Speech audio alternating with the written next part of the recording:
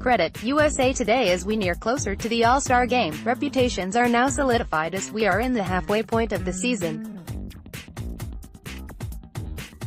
Some players have progressed, some arguably regressed, and some are flying under the radar and maybe should be considered at a higher value than they are right now.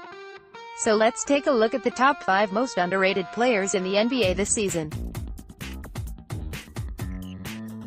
5. Marvin Williams Photo Source, USA Today Sports. The former number 2 overall pick in 2005 is by no means a household name, but let's emphasize just how impressive a feat it is that he's been able to remain in the NBA for 14 seasons now and likely can be a solid contributor a few more years as well.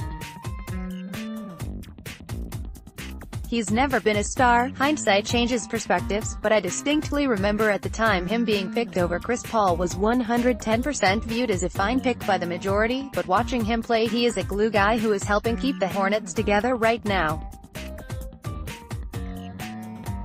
Williams is currently averaging 10 ppg, and I have him as the number 176 overall player in the NBA currently. Watching the games, his impact is clear, as he has a tendency to make big shots when needed and has been more than reliable the whole season. Williams is absolutely an example of a player where the stats don't tell the whole story.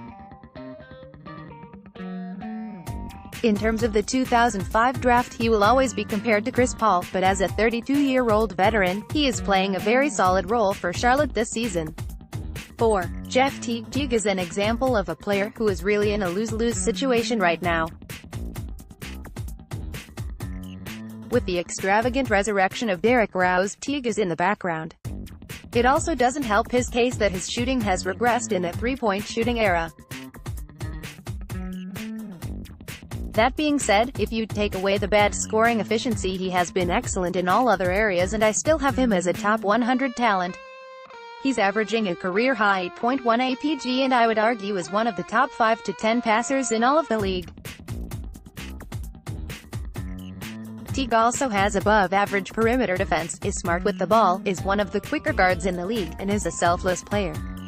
He would legitimately be the best second-string point guard in the NBA if he were in that position, but with his contract and how Minnesota is set up, the spotlight is on him a little more in depth. But when looking at the overall picture, with his skill set, this is a player who could be valuable for the next 5 to 7 years as he is now in his 30s leading a second-string unit. 3. Yusuf Nurkic. Getty photo by Sam Forensic, NBA. Via Getty Images. The Bosnian Nurkster has really turned it on in the year of 2019, becoming a center version of Andrei Kirilenko with his intergalactic stat lines. He recently became one of less than 20 players in NBA history to put up a 5x5 game, a prestigious list that includes the likes of Hakeem Olajuwon and Nicolas Batum. He's finally starting to live up to the initial hype he had when initially traded to Portland, and I currently have him as the number 35 player in the NBA overall. Surprisingly still just 24 years old, there is still potential to grow, and at his current progression rate I would not rule out a serious 2020 All-Star push. Bradley Beal has Hall of Fame potential and the Ray Allen comparisons are starting to come full circle. I view him as an unquestioned all-star right now and the clear number 1 face of the Wizards franchise. As terrible as John Wall being injured for the season was, in terms of Beal's individual play, the injury opened up the world of opportunities that Beal is taking advantage of. As of January 15, this man was putting up the 5th of July 31 averages in 2019. Hard to keep that up for the rest of the season, but dude's making a serious campaign for his overall reputation and it would be a tragedy of Shakespearean proportions if he missed out on the All-Star game. Wall is popular, Beal is under the radar, but despite the reputations, Bradley Beal is the best player on the Wizards and it's not even close now.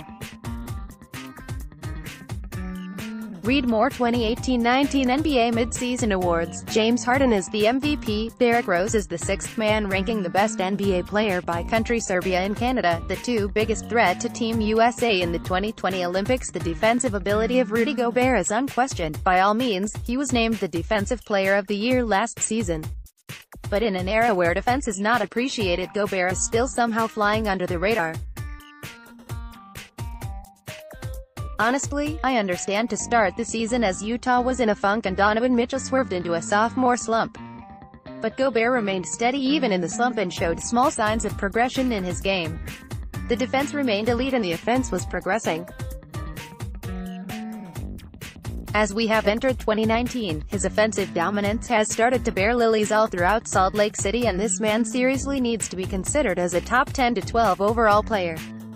It also helps that Utah as a team is starting to build momentum, but Gobert is putting up some impressive performances on offense lately and has jumped up a tier talent-wise. He's never made an all-star game. There is zero reason he should be left off the team this year. If he somehow is, then tears will be flowing down my face as I watch Ricky Rubio meow and Vivint commercials for 24 hours straight.